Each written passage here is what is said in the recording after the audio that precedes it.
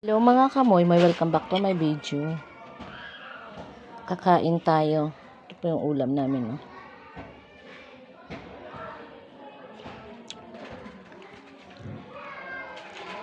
Siyempre, anong araw ngayon? Wednesday. So, hindi Friday ngayon. Wednesday ngayon. So,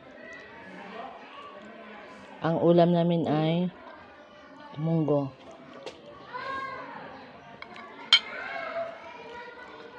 At Tuesday pala. Siyempre, hindi mawawala ang yan. Yan lang. O, diba?